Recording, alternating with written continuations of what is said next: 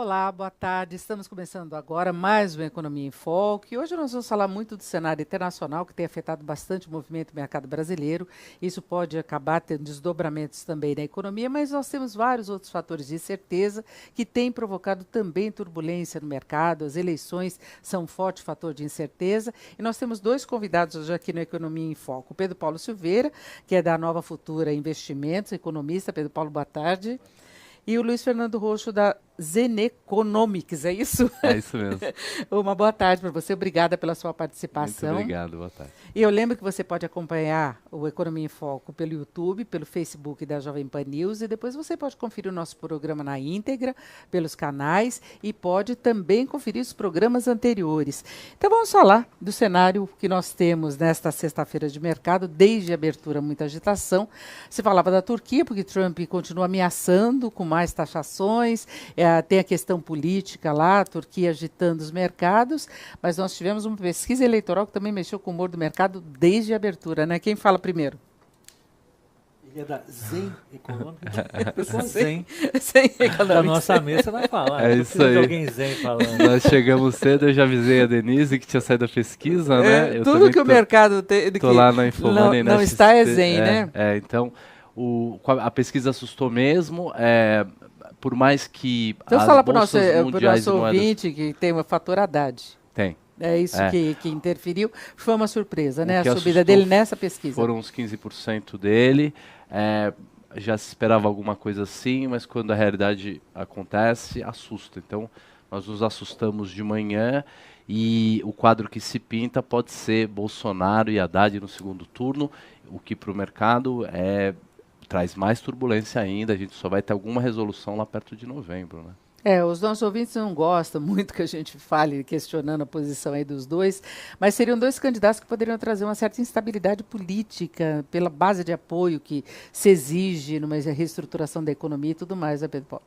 Eu acho que para entender o mercado, é bom de fazer um jogo de se colocar na posição de quem está lá, né? Imagine você é um gestor e tem alguns bilhões de dólares de pessoas para você tomar conta. E você está agora em agosto, quase setembro de 2018, planejando a alocação desses bilhões de reais que são das pessoas, levando em consideração o cenário de 2019. Em 2019 vai assumir um novo presidente, todo o seu ministério, para fazer a gestão da economia, da política, da sociedade por 4 anos. Isso afeta. Por mais que a gente queira respeitar as decisões dos eleitores, o fundamental para o gestor é olhar como é que isso vai afetar o que ele está fazendo sobre a gestão. E afeta demais. Então, colocando os dois candidatos que estão aí, tem problemas de governabilidade. É o mínimo que se pode dizer. Não discutindo a proposta política de cada um, existe um problema de governabilidade. Na minha opinião, o Haddad tem um problema de governabilidade porque existe uma rejeição enorme da sociedade e na política em torno do PT. A gente mal acabou de sair do impeachment, estamos aí com a situação de prisão do ex-presidente Lula, né? Não vai ser fácil governar o país no governo do PT. Então, a primeira coisa está aí. E o Bolsonaro não é a pessoa que conseguiu agregar na campanha dele, até agora, um outro partido que não seja o partido dele, que é um partido bem pequeno. Então existe muita dúvida, talvez exista até convicção de que ele não vai conseguir fazer uma boa articulação política. Em torno disso, é evidente, a gestão de 4 anos política do país fica, no mínimo, complicada. Eu acho que é isso que o mercado fica mais tenso. Porque não basta você ter um bom programa econômico quando se pensa, por exemplo, o Bolsonaro se baseia muito em Paulo Guedes, e a gente sabe qual é o pensamento de Paulo Guedes, inclusive alguns dias eu falava com ele, e ele disse isso, todo mundo sabe o que eu penso, eu sempre pensei, ele é a favor de privatização, das reformas, né, de uma diminuição brutal do tamanho do Estado. Agora, você conseguir aprovação disso no Congresso é um negócio complicadíssimo. Nós temos agora, por exemplo, liminares suspendendo, aí não é só o Congresso, mas liminares suspendendo a concessão, os leilões de distribuidoras quebradas.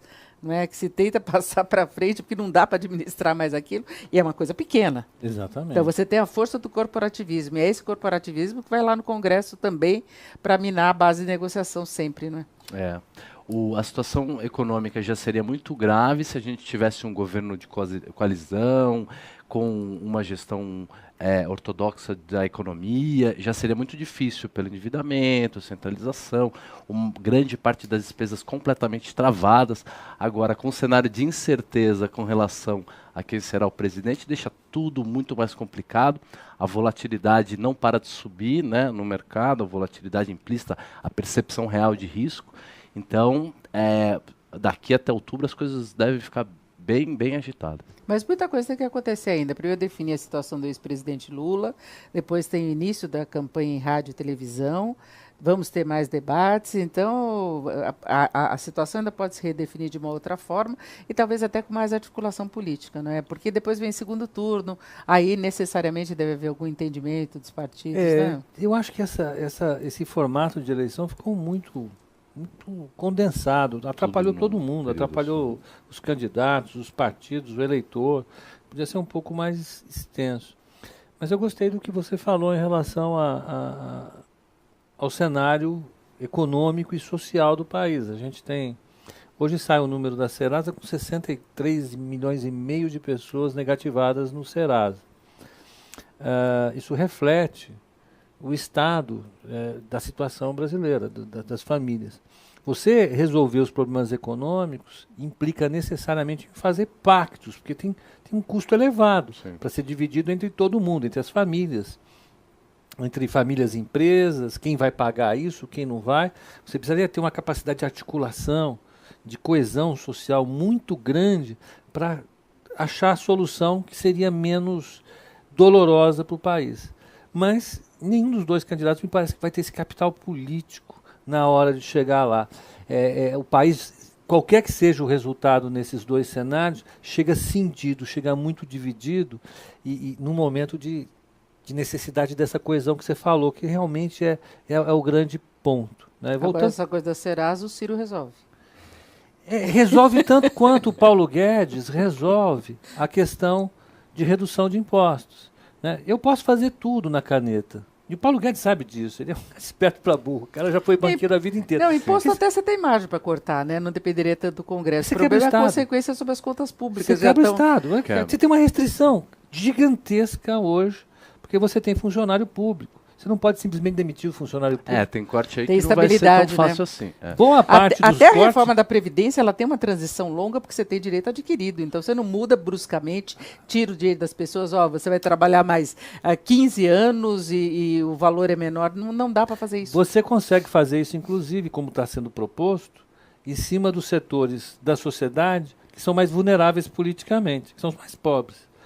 Os setores que são realmente o grande problema da Previdência, e que recebe aquelas aposentadorias poupudas, esse você não consegue mexer. E funcionalismo também. Eu estou falando funcionalismo. Minorias organizadas de maneira esse geral, né? Você teria que fazer uma nova constituinte para resolver esse problema de fato. É o que a gente está falando aqui. Existem restrições. Não basta o candidato chegar, eu resolvo o problema da Previdência, porque todo mundo tem que resolver. O que está sendo proposto aí, o que vai ser proposto, não é isso. É outra coisa, porque o grande problema, a grande restrição política não vai ser resolvida. Você tem a questão... de restrição dos cortes de gastos que você pode fazer. A Denise está comentando com a gente aqui um candidato que prometeu zerar o déficit público rapidinho, mas eu quero saber de onde, porque é difícil cortar gasto nesse momento. Todos os gastos que eram politicamente quase impossíveis de serem cortados já foram cortados, com um custo político gigantesco, dado que o Michel Temer está aí abaixo de 5% de popularidade, por conta disso, inclusive. Agora, como é que um novo cara chega lá, a zero de jogo, e vai conseguir impor uma agenda que é super difícil como essa e conseguir equilibrar as contas públicas? Eu acho que, mais uma vez, é como a questão do Serasa. Né? Você dizer que vai tirar todo mundo do Serasa e resolver o déficit público é uma coisa que eu acho difícil. Agora, essa incerteza toda em relação às eleições acaba deixando o Brasil mais vulnerável a movimentos que nós temos visto no mercado global. E aí eu queria falar do nosso foco nessa questão do cenário externo, que a gente teve problemas da Turquia, já faz uma semana que começou a agitar o mercado. Tem situação de China e Estados Unidos também, que vão ter uma rodada de negociação. Mas o que a gente percebe é que o Brasil ele continua vulnerável, como no passado. Não é? Por mais que a gente tenha avançado, que tem hoje uma inflação baixa, reservas cambiais elevadas, fica no ar o medo de contágio, que é complicado, né? Como a gente olha para o futuro e é opaco, a gente não enxerga nada, nós devemos até os 45 do segundo tempo ter a volatilidade muito grande. Então vai sair uma pesquisa com o Alckmin um pouquinho melhor, o mercado vai subir aí 3, 4 dias. Aí vem alguma notícia ruim, ou de Lula, ou de alguém subindo na pesquisa, aí o mercado entra em pânico e cai de novo. Então a gente deve ver bastante zigue-zague aí até novembro. Acho que o Pedro Paulo concorda, né? Agora tem Eu risco concordo. de contágio mesmo? De uma crise como a da Turquia, se ela não for resolvida? Sempre tem, né? Existem modelos macroeconômicos hoje que utilizam isso de maneira um pouco mais requintada do que tinha no passado. Porque eu cresci no século passado. E o homem do campo ele sempre levantava de manhã, a primeira coisa que ele fazia era olhar para a janela para ver como é que estava o tempo, né? A gente, na minha geração que trabalhou no mercado, a primeira coisa que você olhava era o setor externo, como é que estão as reservas. Teve época de maluco colocar gente no Porto de Santos, espionando para ver como é que estava a movimentação de carga para fazer modelo de projeção da balança comercial, porque ia afetar a taxa de câmbio. Era assim. Com preços a gente tinha departamentos econômicos com 10, 12 estagiários fazendo levantamento de preço, porque interessava o levantamento de preço no dia. A gente saiu um pouco dessa situação, evidentemente, porque o cenário de liquidez internacional é outro, né? A gente tinha os países emergentes, devedores líquidos até a meados dos anos 2000. Agora os países são os grandes credores. Quem financia a emissão de dólares global são os países emergentes. Então nós somos um país emergente que tem 390, 380 bilhões de dólares em reservas internacionais. A Turquia tem muita dívida. Muita dependência de capital externo, mas dependência o de capital externo. Né, o Pedro Paulo pode reforçar, mas o endividamento da Turquia é baixo. O problema deles mesmo é que a balança comercial está muito negativa, chegando perto de 5% do PIB ao ano. Então aí depende dessa entrada. O problema da Turquia é de médio prazo, não é de curtíssimo. Até porque tem um monte de outros países que também, para medir forças com os Estados Unidos, estão dizendo que vão apoiar, vão pôr dinheiro lá. Catar, Oman, França, Alemanha. Então, um problema de liquidez de curto prazo por falta de dólar, eu acredito que eles não terão. Eu acho que a gente não vai ter aquele colapso que a gente teve em 97, 98, que nós passamos. Mas até porque eles têm medo da situação dos bancos europeus. Né? Exato. O mundo vai limpar a barra deles no curto prazo. Mas esse buraco na balança comercial vai continuar e o cara é gastador lá. Né? A questão também, eu acho que se você olhar a Turquia ali, eu estava dizendo, são quase 80 milhões de pessoas, ela faz fronteira com a Síria, quase faz fronteira com outros países que estão bem aqui embaixo, mas faz fronteira com o Iraque, quase com o Irã, com a Grécia. Ela está ali numa região que é altamente explosiva. Né? Ela está na beira dos conflitos.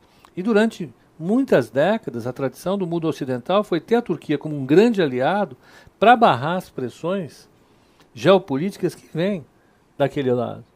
Né? Um dos problemas que os países europeus aprenderam com as burradas da Primavera Árabe, que foi uma burrada aquilo lá, eles apoiarem a Primavera Árabe, foi que, ao permitir a queda de regimes importantes, eles abriram espaço para essa grande imigração que foi para a Europa agora. Porque esses regimes seguravam esse povo lá. Esse povo fragilizaram da pior maneira possível. Você colocou governos de força que acabaram expulsando eles todos e plantando terrorismo, né? Virou uma base. Tem guerra civil ali em todos os lugares. O intervencionismo que a gente causou no Oriente Médio é como se a gente tivesse como alternativa, tirando aqueles ditadores, o parlamento da Suécia. Mas a alternativa daqueles países não é o parlamento da Suécia. São ditadores e gangues piores ainda do que os que já estão. Era uma Essa situação história. de conflito que se segurava na marra, como o Iraque, né? É, Que e você sistemas tem- complexos. Você tem uma desarticulação, Exato. e aí o outro que sobe também quer dominar pela força. A guerra do Iraque, dá para dizer que os Estados Unidos ganhou a guerra? Eu não diria, porque derrubar o Saddam Hussein na segunda guerra do Iraque foi 10 dias, se não me engano, foi um negócio bem curtinho, né? Foram lá, derrubaram o Saddam. Mas nós estamos vivendo com uma das guerras mais sanguinárias que a gente teve. Morreu um monte de gente, o país está completamente desestruturado e foi o caldo de cultura para coisas como o ISIS, como o exército islâmico. E se não fosse países como a Turquia, O isso se equilíbrio ainda espalhava. estaria bem pior. Por isso que eu acho que o contágio é grande. Primeiro, pelo significado dessa coisa toda. O governo americano, atualmente, ele brigou com a China, que era um aliado importante dos Estados Unidos. Brigou com a Rússia, que era um aliado importante dos Estados Unidos em várias questões. Brigou com o maior aliado dos Estados Unidos, que é a União Europeia. Brigou com a Coreia. Agora está brigando com a Turquia, que do ponto de vista econômico é desse tamanhozinho e tem um prisioneiro, que é um pastor que a gente não sabe nada, absolutamente nada a respeito dele, que participou de uma tentativa de golpe contra o principal aliado dos Estados Unidos. Agora, se a reação for essa, da pancada em todo mundo, a instabilidade geopolítica vai aumentar. Agora, o que eu posso olhar dessa trajetória? O Trump está fazendo um serviço que é necessário, do ponto de vista dele, ser feito até as próximas eleições. Porque as eleições vão acontecer e a chance que ele tinha até 3 meses atrás era de perder o Congresso americano para os democratas. E se ele perde o Congresso americano para os democratas, ele corre o risco de sofrer o impeachment. Pato manco, né, pelo menos. Então, ele está fazendo um esforço gigantesco para prestar contas ao eleitorado dele, e ele está fazendo exatamente o que ele prometeu para o eleitorado dele. Protecionismo, guerra onde der para fazer, eu vou fazer, e está mostrando força. O eleitor dele gosta disso. A gente pode discutir se isso é populista ou não, e eu acho que é, mas tem os resultados que ele espera que tenha. Então, eu acho que essa escalada aumenta, e por esse caminho você pode ter uma questão de contágio. A nossa vulnerabilidade externa, eu acho que já não dá para culpar o contágio, porque nós estamos criando a própria doença. Nós temos uma trajetória de endividamento gigantesca, que está associada a uma política fiscal ruim e está associada agora a uma crise econômica que não para.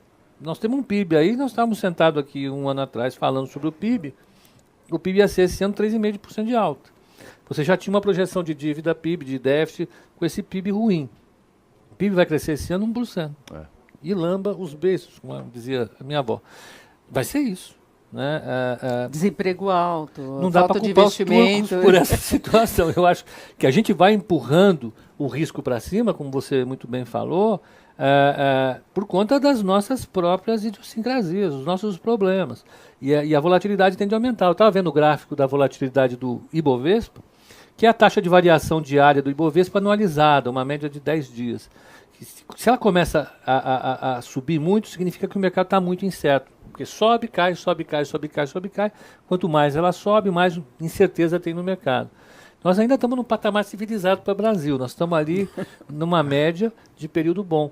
A última crise do impeachment levou o Ibovespa a 50% de volatilidade no ano. Ainda estamos com 30. Estamos com 30, ainda tem muito para subir ainda.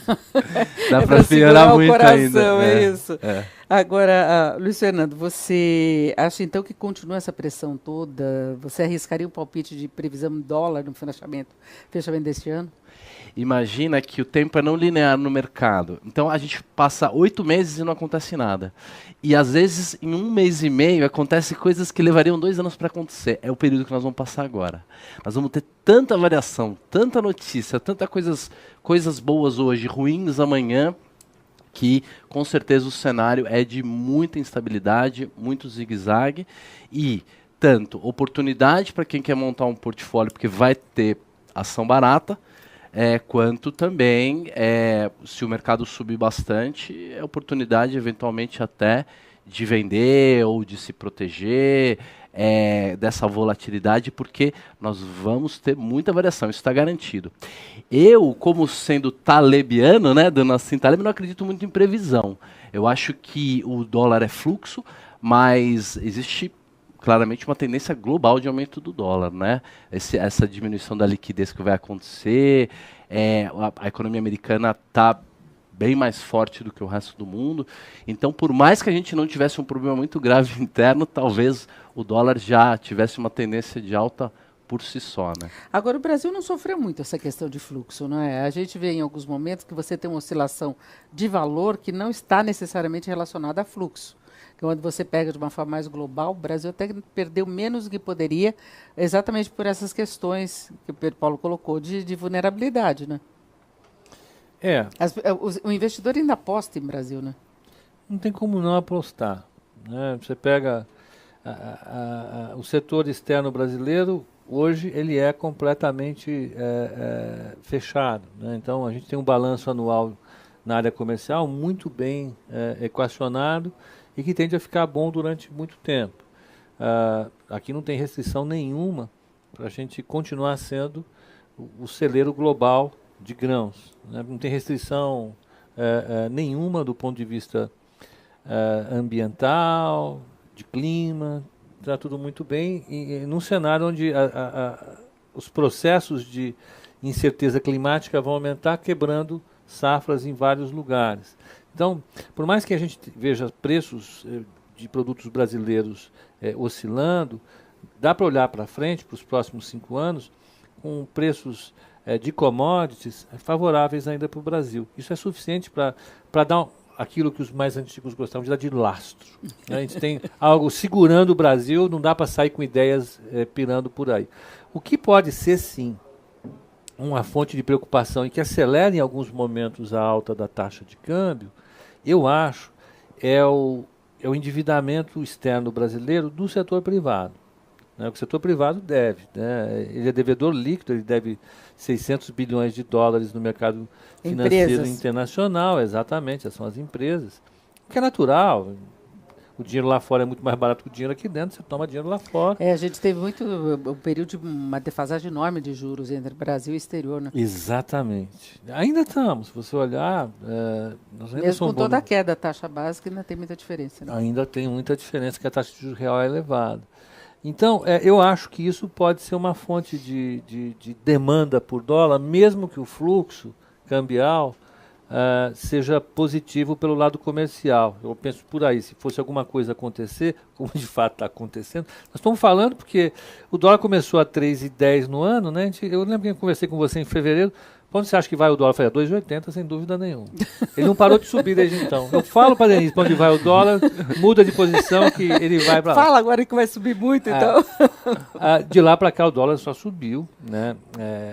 E ele mudou de faixa muito rápido, né? Ele teve um período aí que cada semana ele subiu um degrau. Exatamente, e foi lá no 3,90, bateram perto de 4. Esse é o ponto, né? O Banco Central, ele tem feito o serviço dele, que é transferir risco.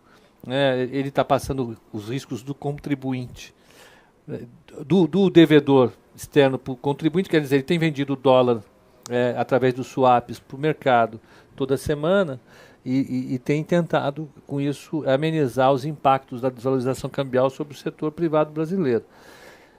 Então, eu acho que, no curto prazo, essa desvalorização cambial ela é até positiva.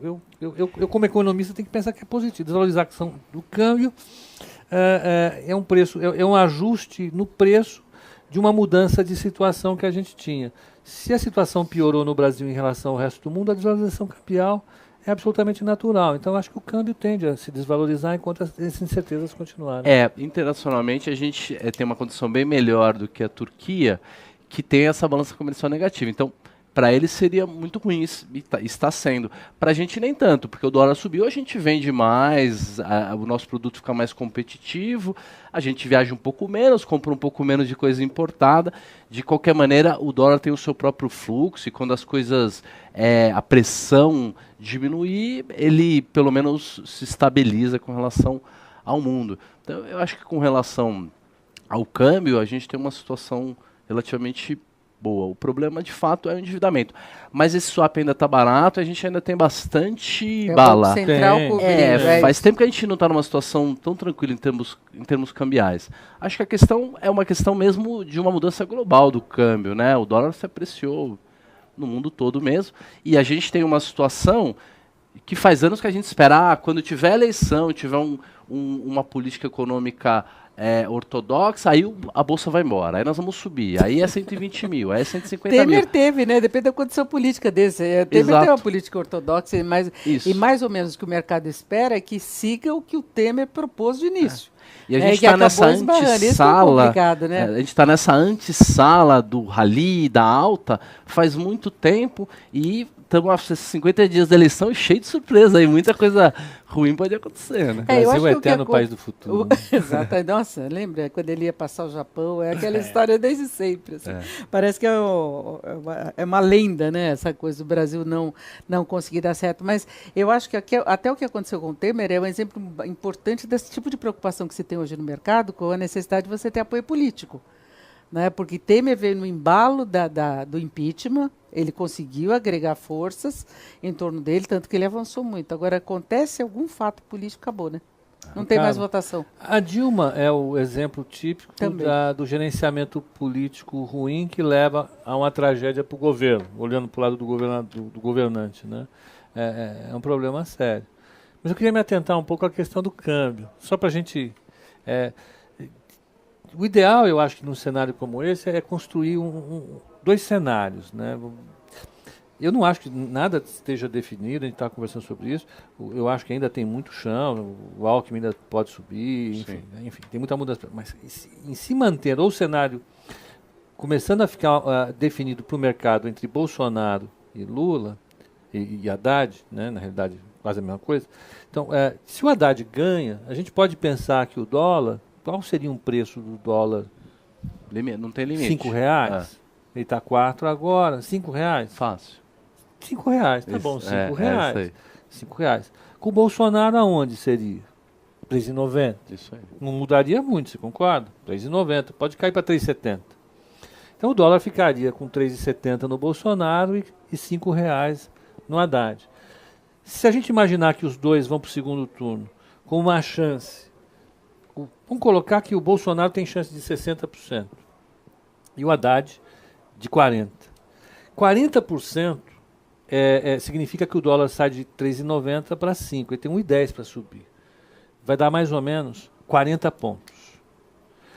O Haddad, com o Bolsonaro, não tem nada para cair. Então a gente pode dizer que existe um preço justo para o dólar, seria 40 pontos acima. Existe então muito seria algo mais como 4,40. 4,40. Existe muito mais upside do que downside. Isso daí seria lá para outubro. Tem pouco para cair e muito para subir. Se o mercado chegar à conclusão que a situação é irreversível, o dólar ele tem que ir para 4,40 para que os agentes se defendam dos resultados prováveis. É porque tem isso, né? O mercado também dá uma disparada, mas não é uma situação indefinida, né? Ele incorpora o quanto que ia custar ou uma ou outra a alternativa e aí para. E fica ali. Fica observando, né? Para ver o que acontece. Não é se antecipa, muda de patamar e aí vê qual é o próximo passo. Porque quando você tem incerteza é uma coisa. Eu não sei para onde vai, ele fica em lugar nenhum. Agora, quando você tem probabilidades associadas, são cenários prováveis. 60% do Bolsonaro ganhar, nesse cenário que eu criei, eu não estou inventando nada, eu estou inventando aqui. É pura invenção. Pesquisa, né? Ficção científica. 60% Bolsonaro, 40% Haddad, 3,70 ou R$5. O mercado vai ali para 4,40. Seria, sem que isso significasse um desespero, alguma coisa absurda. Agora, Pedro, até pelos comentários que a gente tem sempre assim dos nossos internautas, dos ouvintes, o mercado, por exemplo, falar do Alckmin é quase igual o Temer falar do Alckmin. Então tem algum interesse paralelo do mal, né? Assim, o Temer, porque ele tem uma popularidade muito grande. O mercado financeiro sempre é visto como um especulador que quer ganhar, que quer tirar dinheiro da sociedade. Então, quando defende o Alckmin, então fica uma coisa complicada. E você citou. E a gente sabe que o Alckmin é porque ele não traria grandes surpresas, né? O Alckmin ele já tem um capital político elevado, é o candidato que mais conseguiu articular alianças políticas. Já começa daí. Se ele consegue trazer os seus aliados políticos no ambiente de, lá atrás, um mês atrás era de incerteza, é porque os políticos confiam nele. Se os políticos confiam nele para que ele seja candidato, quando ele for eleito, vão confiar para ele ser governante. Já é um capital político que ele tem para o começo do governo dele. Então, já seria, a partir daí, uma ideia. A segunda questão é o programa de reformas dele, notadamente, é conhecido pelo mercado, todo mundo sabe o que ele pensa. Então todo não mundo seria sabe, surpresa, não né? seria absolutamente surpresa nenhuma. E todo mundo sabe que ele tem um alinhamento claro com o que o mercado considera importante. Do ponto de vista da sustentabilidade da dívida, do ponto de vista da sustentabilidade das finanças públicas, da intervenção do governo na economia. Então, o mercado já sabe exatamente o que ele propõe, porque conhece o PSDB. Assim como conhece exatamente o que pensa o PT. Agora, uma coisa é imaginar os impactos de um governo do PT. Mas também se conhece o Paulo Guedes. O Paulo Guedes já fica mais difícil, porque a experiência política, a experiência de gestão de um governo ultraliberal num país como o Brasil é desconhecido. Aquele negócio, eu vou baixar imposto no Brasil. Qual o impacto disso? E eu aqui não consigo fazer conta em 2 dias, por mais que ele consiga fazer, eu não consigo imaginar o resultado líquido disso. Né? Eu não consigo imaginar para onde vai a trajetória da economia brasileira com um corte abrupto como esse. Então, essa é a ideia. E com outro detalhe, que a gente não sabe como ele vai implementar isso no ambiente de absoluta falta de articulação no primeiro momento. Agora, esse apoio que a Alckmin tem do Centrão também vai contra o que a população quer de renovação, de se sair da velha política, e alguns partidos estão diretamente relacionados aos casos de corrupção. Então, é uma marca que também pesa muito contra ele. Então, essa suposta articulação política envolve a manutenção de uma estrutura Seria quase viciada. o menos pior? Uma estrutura viciada. Não, eu estou falando porque virão do esse eleitorado. custo todo virá, né? Tem-se uma expectativa, de repente, de os primeiros 100 dias em que ele consiga fazer reformas, aquela coisa toda exatamente por conta da articulação, mas é o menos pior exatamente por isso. O preço vai ser alto, né? Deve ter feito promessas lá para barrar investigações, coisas assim. A gente não sabe depois como é que fica, mas a população tem muito medo disso também. Mas para o mercado que é mais prático, ele vê com melhores olhos, até por conta de menos incertezas. Olhando objetivamente, o que oferece menos risco para a economia, é isso? Eu estava respondendo, eu estava indo pensando por que o mercado gosta dele e não gosta dos outros todos. Agora, que o povo não gosta do mercado e que o povo não gosta dessa ortodoxia, não há dúvida nenhuma. Existe alguma racionalidade nisso, afinal, não é? Existe. Porque a nossa população é uma população majoritariamente pobre.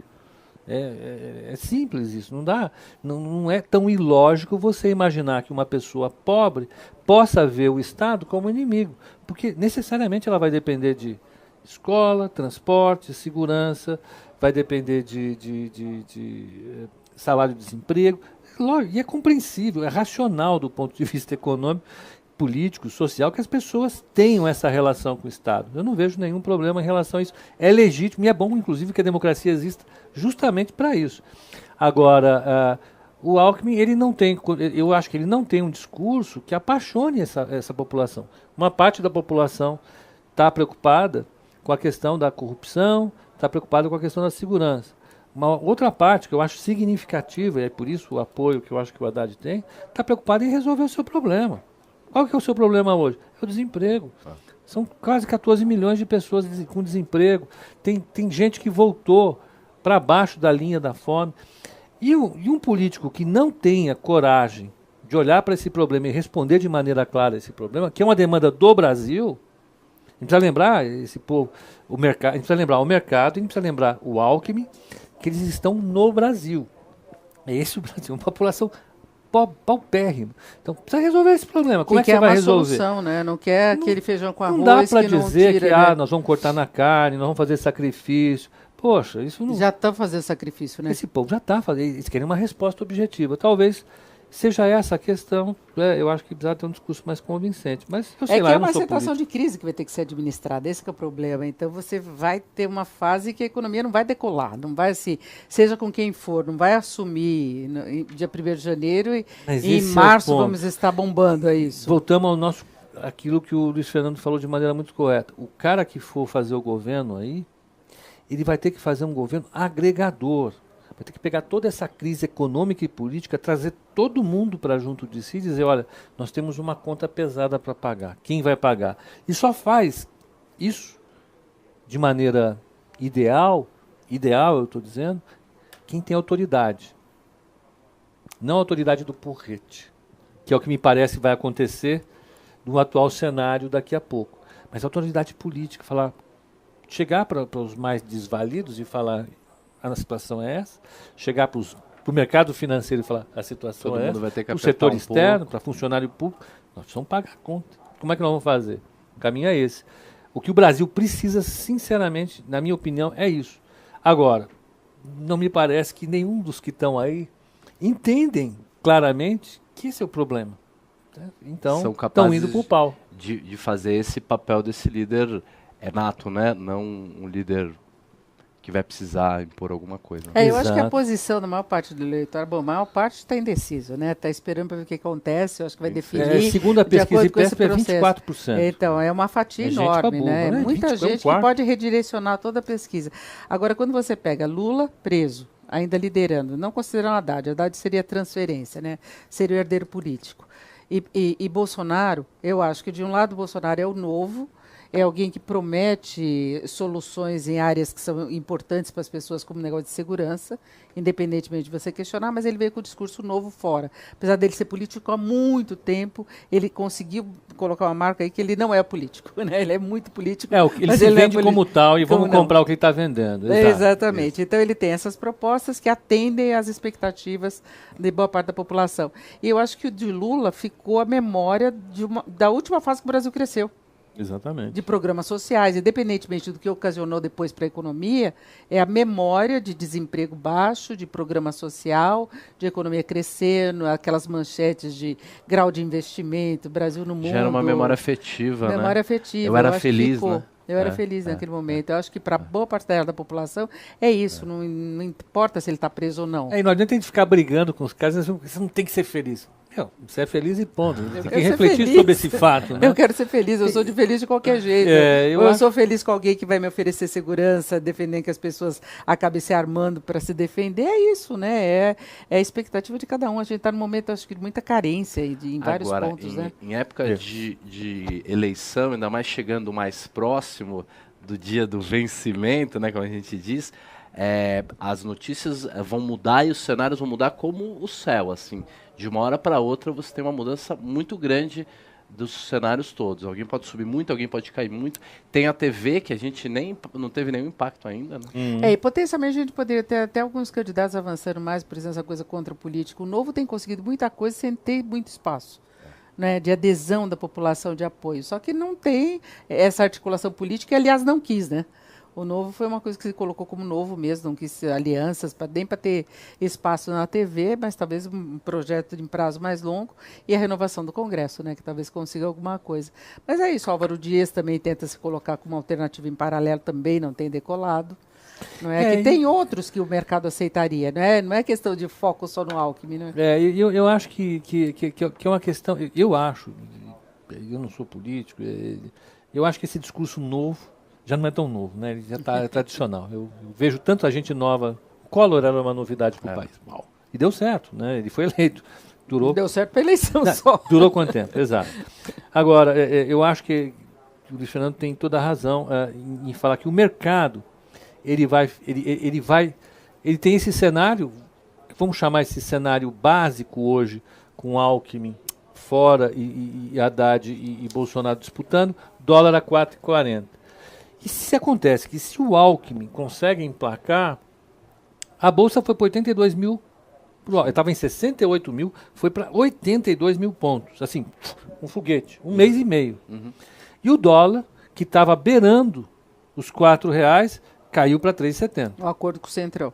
acordo com o Centrão, todo mundo apostando, o mercado tranquilizou. Ufa, acho que o Alckmin vai conseguir. Vai ter chance. Isso. Então, vai ser isso que exatamente aumentou a chance do Alckmin, pum, bolsa sobe, dólar cai. Por quê? Porque existe um risco do agente econômico ficar fora de uma posição.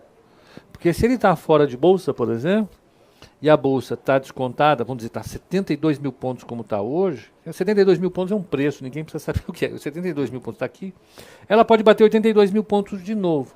Então, se existe uma chance do Alckmin aumentar a sua chance, o cara já vai, compra, a bolsa começa a subir rapidamente. Até porque o risco dele estar fora, esse gestor que o Pedro falou no começo do programa, o risco dele estar fora e deixar de apreciar esses 15% que o mercado subiria com uma melhora, por exemplo, no cenário do Alckmin, ele perde meio ano ou um ano de gestão de resultado.